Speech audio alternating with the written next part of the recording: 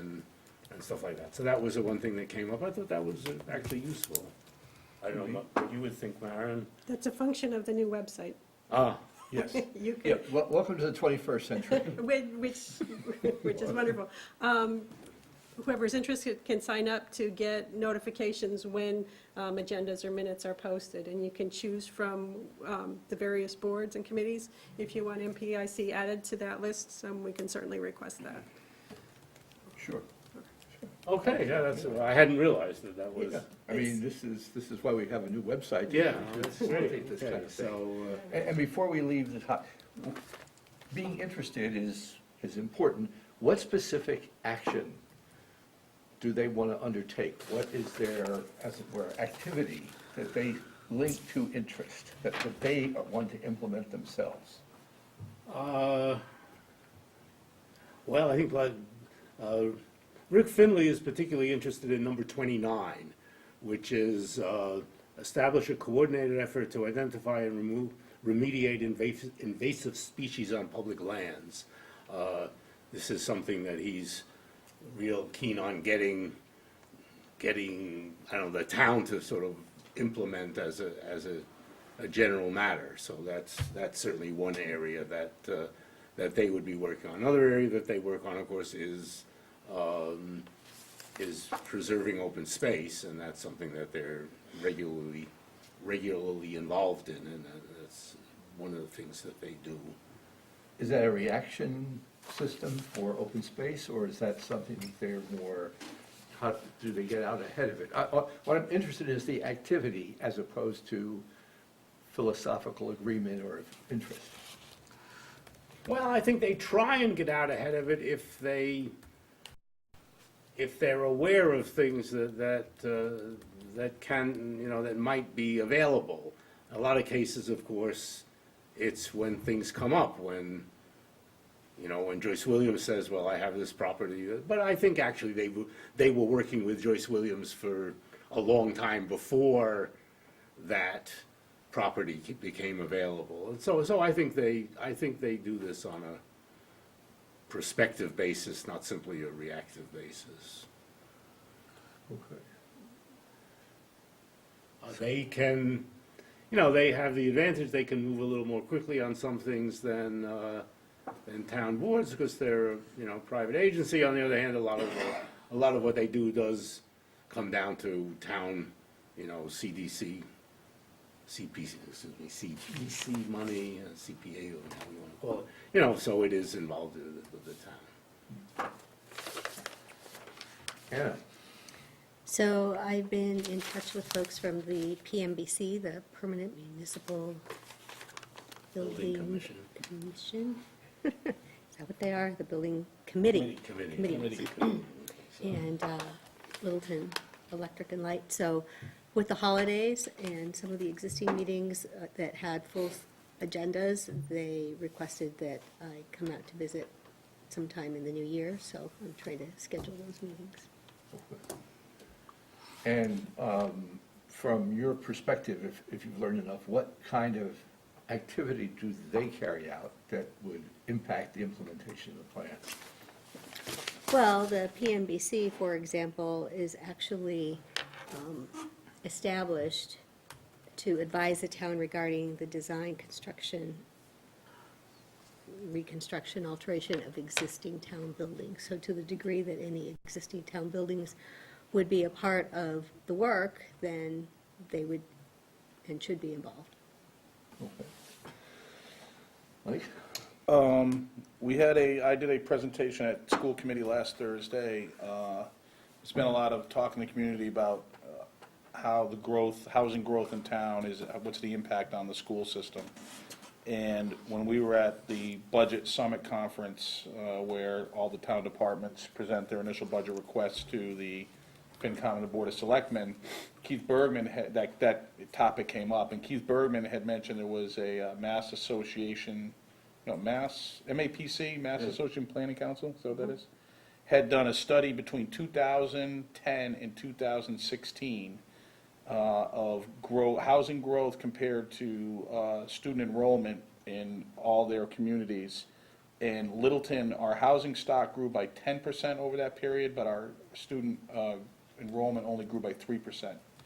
And it was and you dive deeper into the report, and I don't want to give you the whole thing, unless you want me to at a different meeting, but one of the things that their conclusion was that housing growth doesn't affect student enrollment as much as we think it does. There are many other factors that do, like, is it a desirable town to live in, what kind of amenities are in the town? That's what drives the growth, because student population is going down overall. It's an identifiable trend, because the baby boomers and their kids are aging out of the school system, and they're not being replaced by the same number of students that group produced when they were in their child-rearing years. The question is who's going to go down the fastest, or who's going to rise even, and there will be growth in some communities. There's charts that show that, but it's not driven solely or even primarily by housing growth. So what I'm going to do is, I think that would be a worthwhile, because that's a lot of what we talk about, is the kind of growth we have, and not just the housing growth, but the commercial growth, the amenities, the planning that we do. Those things are going to go a long way towards preserving open space, et cetera, towards determining what the pressure is on the school system. So I think I'm going to offer to the Board of Selectmen and the Finance Committee to do that presentation in front of them. And I think that'll engender a lot of discussion that's relevant to what we're going to be working on for the foreseeable future, both within this committee and beyond, with the master plan in general, so. Good stuff. Yeah. Finally. That's some real hard numbers, yeah. Yeah, I find that interesting, because whenever I get a chance, I always talk to new families when I'm at Scouts and stuff like that, and asking them, when did you move to town and stuff, and oftentimes they move to town when their kids were about to go to school age. Right. I hear it like all the time. They moved in Arlington, they want to move to someplace with a suburbs, good school system, a more suburban lifestyle. But so I was very surprised you said that number was lower, as 3%, but I'm trying to think now, all the new housing has typically been 2,000 square foot houses, fairly good sized houses, mostly. New families aren't probably affording those kind of houses. They might be buying the existing stock. Actually, a lot of the developers are selling to new families. Really? I would think Same place you demographically, I don't know are. how they would do that, because I know what Same I place was you when I are. was A lot of it having has to do 5-year-olds. with how fast we're aging as a town. Right. And you're right, and they talk about that and we had we put the links into the MAPC report, so you can go do a deeper dive. But our student population may very well grow. If we never built another house, we'd probably still see our student population go up, because that's what you're gonna see, is the housing stock turning over between Right. families that no longer have children to families that do, that want to live in Littleton because they like Littleton for any number of reasons, the school system, transportation, Yeah. et cetera, et cetera, et cetera. So it's an interesting phenomenon. Over half of the communities in Massachusetts are seeing precipitous declines in their public enrollment. Another 25 to 30% are seeing slight decreases to slight increase. That's where we are. We're a slight increase. They had a map that shows there's a subset of communities that it's -5 +5. That's where we're right in there, -5 +5. Precipitous declines ones are, Are red, and they're like What greater than figures? 20%. Greater than 20% decline in their student population, regardless of what their housing stock's doing. Some of these places are building houses, and they just can't find the kids, because their kids aren't there. Look around, they're not there, compared to Okay. what it used to be. So a plus or minus 5% is actually on the high end, relatively speaking? It's, so like they had 4 cutoffs, right? Precipitous decline, a little bit of decline or a little bit of growth, and significant growth. So we're in that tier of, we have growth, no doubt about it. It's not a lot of growth compared to these towns, but the towns that are in our pool, or actually some of them are going down, they're just not going down as fast. Right. And the map is red. But it's clustered. West and central Mass, very red. Eastern Mass, in particular spots, are moderate growth or less decline, and then some are even going up. Yeah. But some are going up faster than we are. Some of them go up because they're even more desirable to live in, or you can afford to buy a house there. you know, so Yeah. you go live there because you can actually afford to buy a house there. Right, You know, right. so it's interesting. Okay, Um, interesting. I know it's been posted, the video from the meeting has been posted online, and of course, LCTV has it, so if anybody's interested, you can go look at that presentation at school committee and the discussion that ensued.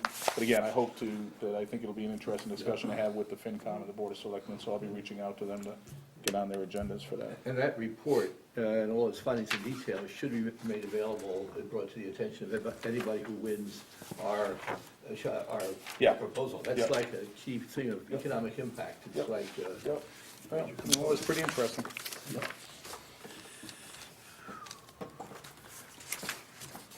I think that about covers the liaison. Okay, on the update on the initial 7 tasks.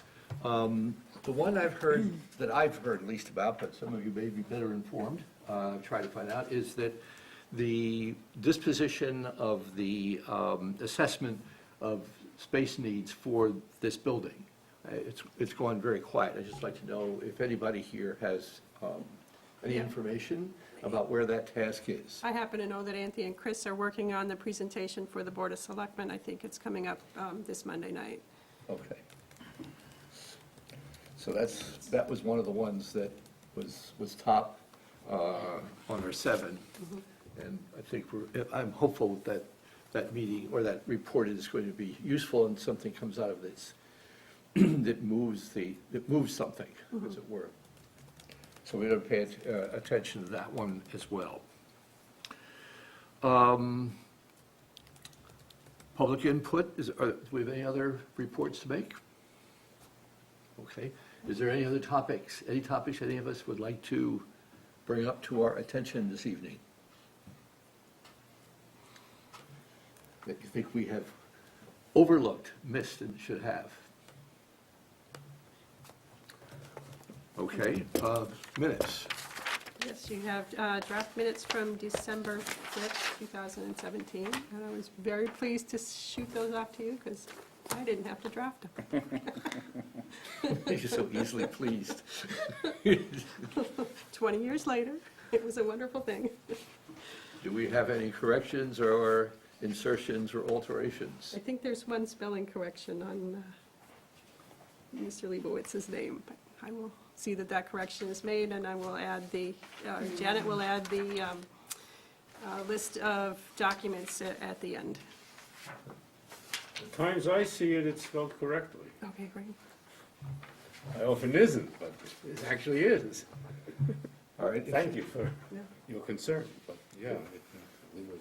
if there are no corrections or alterations, do I hear a motion? Motion to accept the minutes from December 5th, 2017 as submitted with the comments that Maren made. Do I hear a second? Second. No further discussion? All those in favor? Aye. Any opposed? Schedule, Yes. Favorite topic. yes. You're still, I'm just not picking on you, Mike, although I like to, but I'm going to pick on you.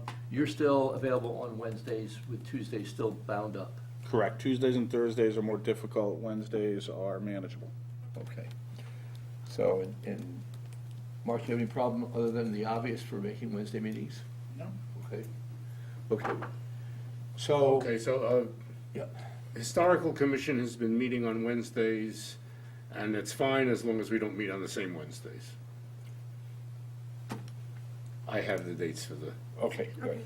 All right. Now, the next important event from a process point of view is February the 6th. Okay?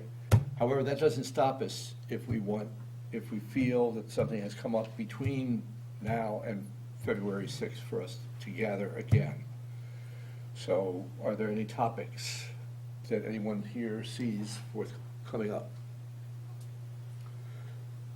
Okay, that I suggest that we schedule a meeting for as soon after February 6th as possible to basically, we'll get I believe the subcommittee by that time can do a quick assessment of what we've got.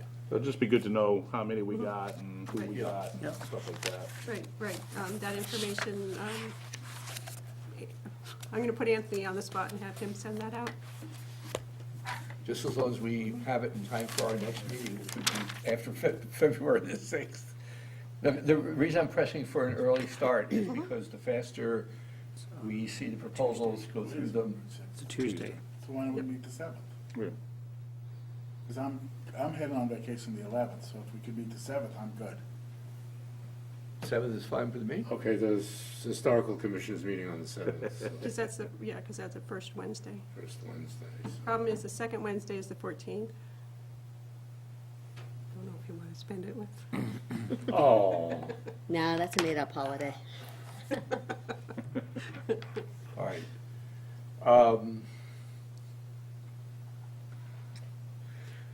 You're a member of the Historical Commission? All right. The Can planning you, board's not meeting that week, I'm Thursday sorry? night. The planning board's not meeting that week, Thursday night. School committee is, which I'm fine, you know, missing this meeting to be at school committee if you guys want to meet. So the 8th? I'm good. That's fine. can you do the 8th? Yep. 8th? 8th? Jonathan? Okay, looks like we have the 8th.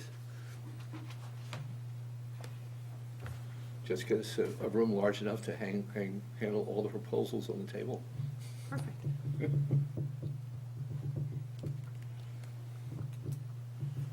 And I'll be in touch with you and Anna, obviously, Jonathan, and make sure that we have a chance to, as it were, jointly or individually, to go plowing through what we've got. Get them started, so we at least give you what's in the air. Do I hear any further business? Nope. Thank you very much. Do I hear a motion? Motion to Move to adjourn. adjourn? All those in favor? Wait, need a second. Second. Second. You're a stickler. Yeah. All those in favor? Aye. Opposed? We're adjourned. Thank you very much.